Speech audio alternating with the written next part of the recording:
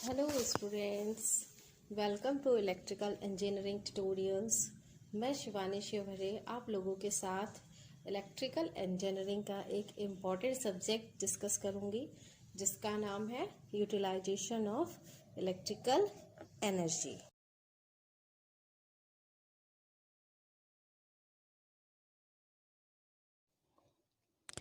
आज हम एक नया चैप्टर शुरू करने जा रहे हैं जिसका नाम है इलेक्ट्रिक कूलिंग। ओके, तो इलेक्ट्रिक कूलिंग सबसे पहले हम समझते हैं कि इलेक्ट्रिक कूलिंग होती क्या है। इलेक्ट्रिक कूलिंग वह प्रक्रिया है या वह माध्यम है टेम्परेचर को कम करने का, जिसमें हम जो इनपुट है वो इलेक्ट्रिक सप्लाई देते हैं। ठीक, इसलिए इसका जो नाम रखा गया है वो नाम रखा है इलेक्ट्रिक कूलिंग। ओके, अब इलेक्ट्रिक कूलिंग में जैसे नाम से हमें पता है कि कूलिंग का मतलब क्या है, टेम्परेचर में कमी। जैसे जो भी टेम्परेचर है, अगर हम एटमॉस्फेयर की कूलिंग की बात करें तो एटमॉस्फेयर के टेम्परेचर को कम करना क्या कहलाएगा, कूलिंग कहलाएगा। इसको अगर हम किसी प्रक्रिया से गुजारते हैं किसी भी टेम्परेचर को कम करने के लिए, तो वो एक प्रोसेस होगी जिसको हम यहाँ पे आगे देखेंगे। ओके, तो सबसे पहले हम कूलिंग को समझने के लिए कुछ पॉइंट समझते हैं।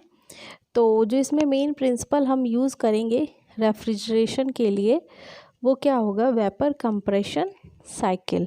ठीक है, तो पूरा प्रोसेस जो हम यूज़ करेंगे इलेक्ट्रिक कूलिंग में होम डोमेस्टिक पर, कि डोमेस्टिक कूलिंग के लिए हम क्या क्या चीज़ें यूज़ करते हैं। जैसे रेफ्रिजरेटर में कूलिंग कैसे होती है, एयर कंडीशनर है उनमें कूलिंग की प्रक्रिया कैसे होती है, क्या प्रिंसिपल होता है किसी भी रेफ्रिजरेशन सिस्टम का।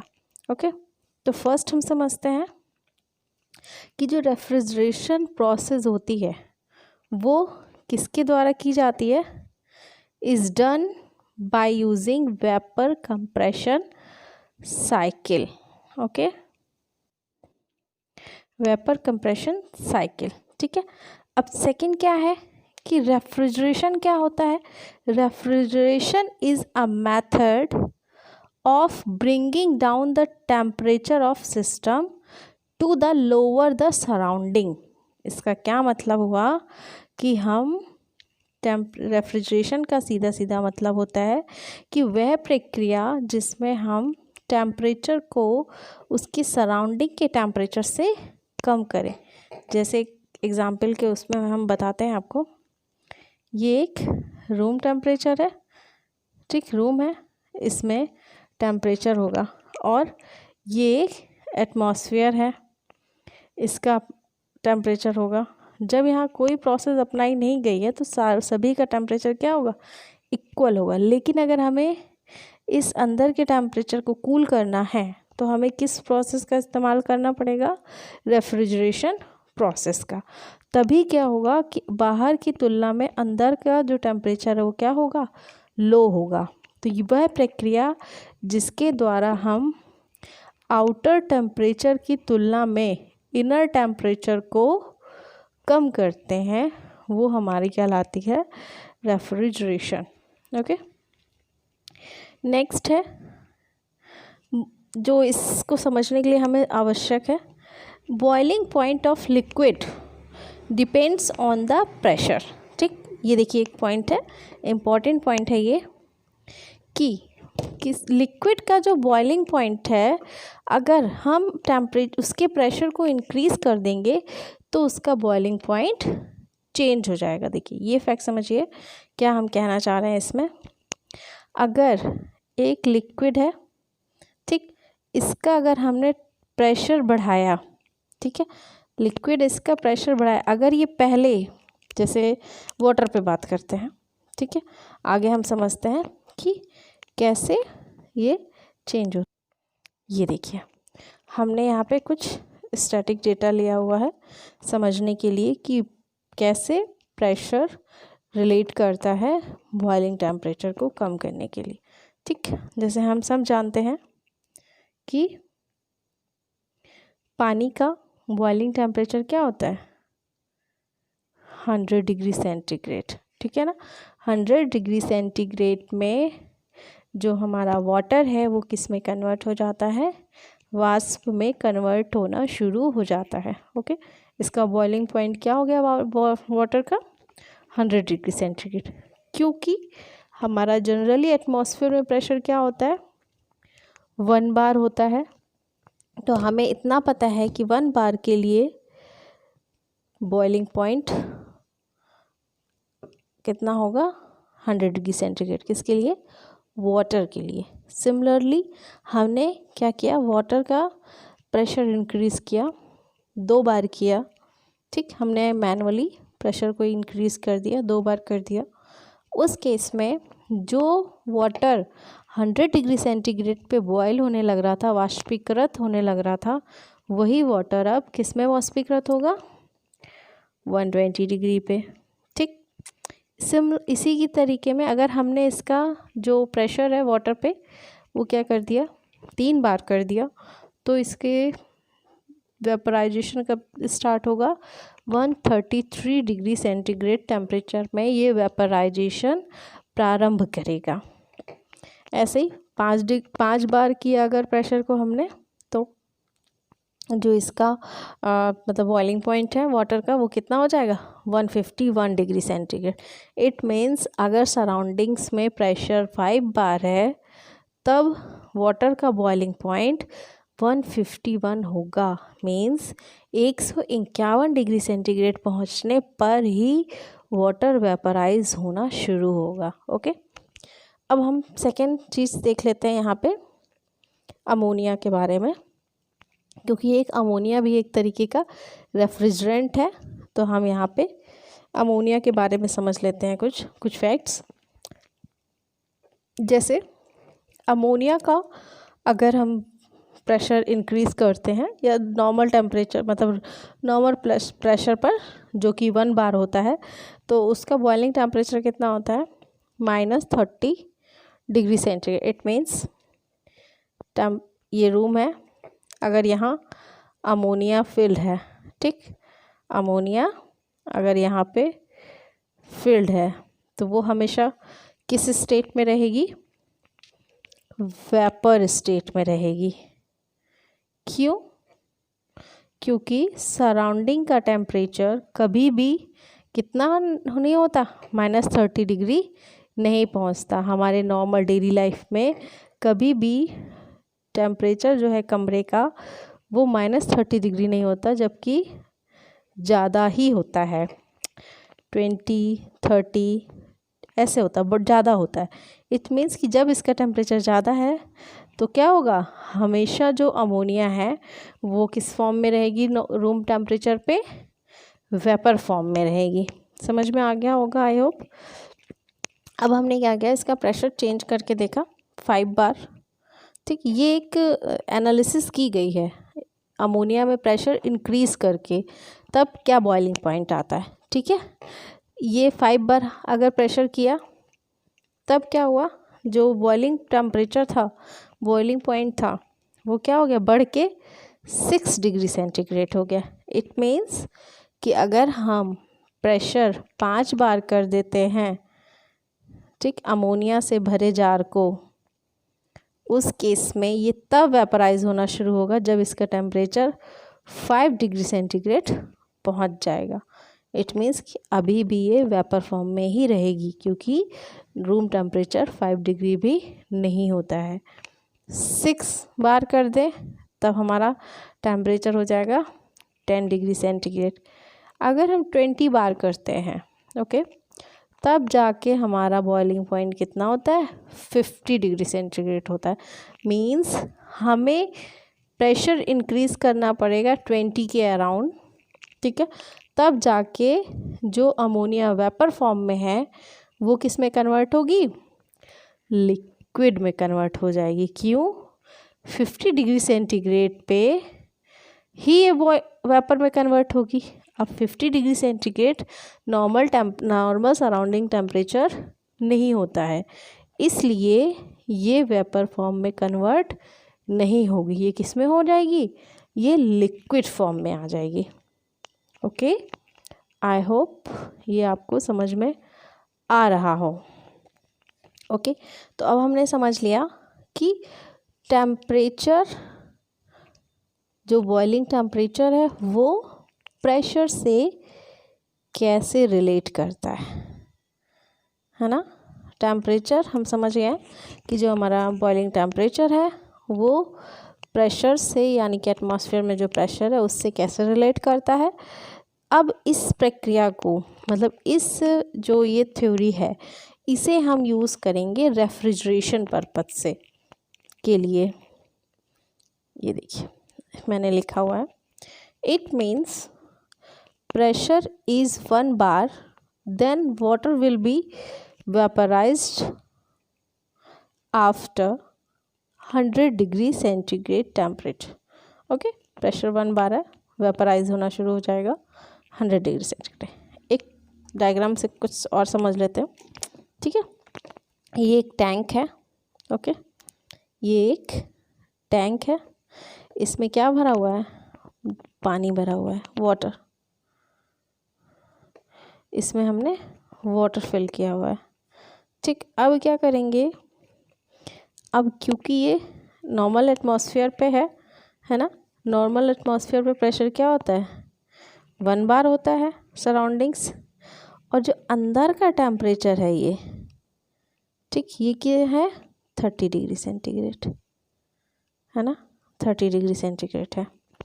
इस केस में क्या होगा, ये जो पानी है वो किस स्टेट में रहेगा, लिक्विड स्टेट में रहेगा, ठीक, क्योंकि ये तभी वेपर में बदलेगा जब इसको 100 डिग्री सेंटीग्रेड टेम्परेचर मिलेगा, क्योंकि 30 डिग्री सेंटीग्रेड टेम्परेचर है तो ये किस स्टेट में रहेगा, ये लिक्विड स्टेट में रहेगा। इस वाले को समझते हैं। अब बॉक्स का टेम्परेचर हमने क्या किया, 120 बढ़ा दिया, ठीक। अब हमने क्या किया कि इस बॉक्स का जो टेम्परेचर है, मतलब कमरे का टेम्परेचर है, हमने क्या किया 120 डिग्री सेंटीग्रेड कर दिया। प्रेशर सेम रखा 1 बार, क्योंकि नॉर्मल प्रेशर पे था। इस केस में जो ये पानी पड़ा हुआ था यहाँ पे, ये क्या होने लगेगा, वेपराइज्ड होना शुरू हो जाएगा, ठीक। समझ में आ गया होगा कि प्रेशर से क्या अंतर पड़ता है, वेपराइजेशन हम कर सकते हैं, यानी कि प्रेशर को बढ़ाकर और घटाकर हम लिक्विड से वेपर में कन्वर्ट कर सकते हैं किसी भी मटेरियल को, और वेपर से लिक्विड में कन्वर्ट कर सकते हैं।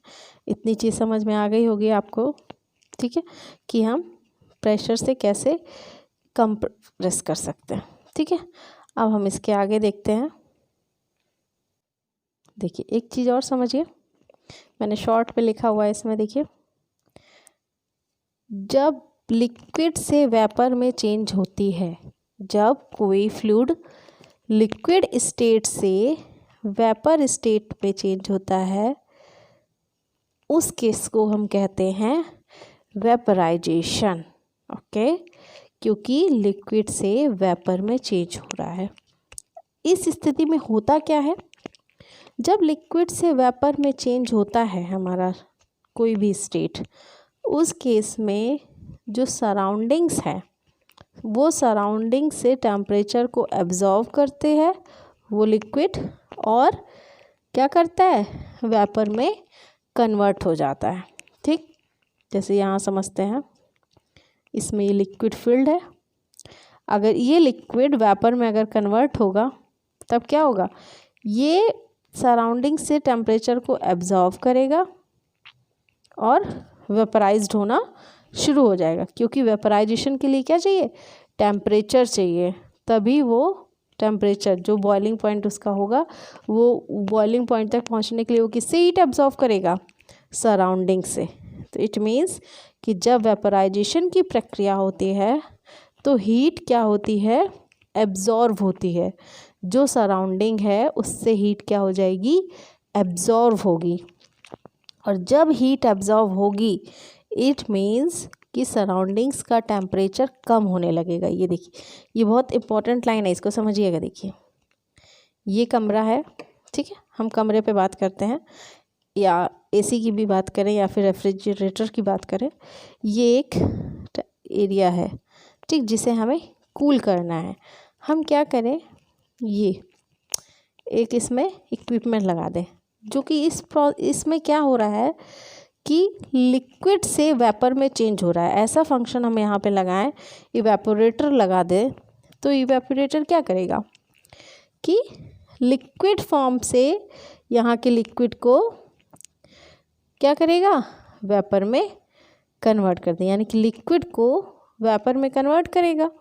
ठीक, अब इस ड्यूरेशन में यहाँ पे जो ऊष्मा होगी इस कमरे के चारों ओर, यानी कि इस इंस्ट्रूमेंट के चारों ओर, तो ये कन्वर्ट करते समय जो ऊष्मा की इसकी ज़रूरत होगी तो वो किससे लेगा, इससे लेगा, ये जो रूम है। तो अब क्या होगा, जैसे इससे हीट रूम से अगर हीट एब्जॉर्ब हुई तो यहाँ पे जो टेम्परेचर क्या होगा, कम होता चला जाएगा। ठीक, तो ये सराउंडिंग का टेम्परेचर क्या होगा, कम हो जाएगा, है ना। यहाँ का जो टेम्परेचर है अंदर का ये कम हो जाएगा इवेपोरेटर के चारों तरफ का। ओके, तो इस तरीके से हम क्या करते हैं, वेपोराइजेशन से हम क्या कर सकते हैं कि कहीं का भी टेम्परेचर अगर हमें कम करना है तो वहाँ से हम वेपोराइजेशन करते रहेंगे और उसका टेम्परेचर कम हो जाएगा। समझ गए होंगे आई होप। अब दूसरा क्या होता है, कंडेंसेशन। ठीक है, कंडेंसेशन का क्या मतलब है, अगर वेपर स्टेट से लिक्विड स्टेट में चेंज हो तो वो प्रक्रिया क्या कहलाएगी, आपकी कंडेंसेशन कहलाएगी। ठीक, अब कंडेंसेशन में क्या होता है, जस्ट उल्टा होता है वेपराइजेशन का। वेपराइजेशन में हीट एब्जॉर्ब होती है और कंडेंसेशन में क्या होता है, हीट रिजेक्ट करता है, यानी कि ये हीट को क्या करेगा, इसको अगर यहाँ से हीट इस पे रिजेक्ट करेगा, अब कम टेम्परेचर यहाँ का क्या होगा, इंक्रीज़ होना शुरू हो जाएगा। समझ में आया, कहीं और से एब्जॉर्व किया, यहाँ आके रिजेक्ट कर दिया, तो यहाँ का टेम्परेचर क्या होगा, बढ़ने लगेगा। समझ में आ गया होगा कि वेपर से अगर लिक्विड में चेंज होगा तो हीट रिजेक्ट होगी, लिक्विड से वेपर में चेंज होगा तो हीट एब्जॉर्व होगी।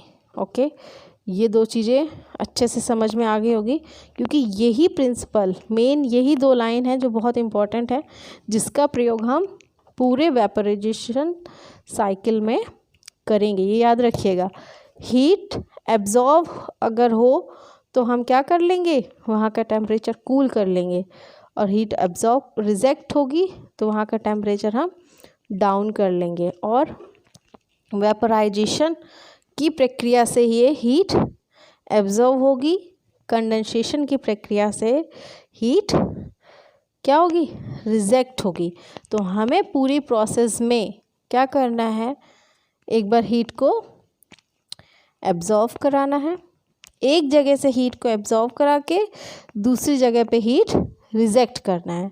सिर्फ इतना काम करना है कि हम, कमरा है, देखिए एक रूम है, ये देखिए, हमारा काम क्या है, यहाँ की हीट, ये सराउंडिंग्स है, ये ओपन एयर है, यहाँ की हीट बाहर करना, यानी कि यहाँ से एब्जॉर्व करना और यहाँ रिजेक्ट करना। ये समझिए, बस इतना काम हमको करना है, अंदर से हीट एब्जॉर्व करें और बाहर हीट को रिजेक्ट करें। इससे क्या होगा कि जो अंदर की हीट, जब ये प्रक्रिया बार बार रिपीट होगी तो अंदर का टेम्परेचर क्या होता चला जाएगा, कम होता चला जाएगा। क्यों, क्योंकि ये हीट बार बार एब्जॉर्व हो रही है। ओके, आई होप आपको ये चीज़ें समझ में आ रही हों। ठीक है, नेक्स्ट अब इसके बाद हम देखते हैं। ठीक है, ये दोनों लाइन आपको समझ में आ गई होंगी जो मैंने लिखी हुई हैं, तो ये बहुत इम्पॉर्टेंट है। पूरे रेफ्रिजरेशन में हम इन दोनों सिस्टम का यूज़ करेंगे कि वेपराइजेशन क्या होता है, कंडेंसेशन क्या होता है। ठीक है, और एक वर्ड का यूज़ करेंगे हम, कंप्रेशर। ठीक, कंप्रेशर, वो भी मैं आपको समझा दूँ। कंप्रेशर का क्या काम होगा, जहाँ पे हम कंप्रेस करके प्रेशर को इंक्रीज़ करेंगे। ठीक, इन सभी इस चेंज करने में हमें किसकी ज़्यादा ज़रूरत होगी? प्रेशर को चेंज करके, क्योंकि इस लिक्विड से वेपर में तभी चेंज होगा जब क्या होगा? प्रेशर बढ़ाएंगे या प्रेशर घटाएंगे। तो समझ में आ गया होगा। 3 पार्ट हैं रिसाइकल को, रेफ्रिजरेशन साइकिल को समझने के लिए हमारे बेसिक।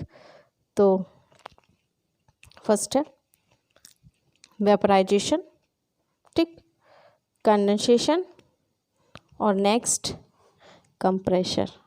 ठीक,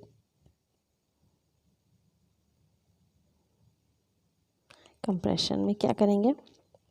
प्रेशर को इंक्रीज्ड करेंगे ताकि बॉइलिंग पॉइंट डिक्रीज़ कर सके। प्रेशर को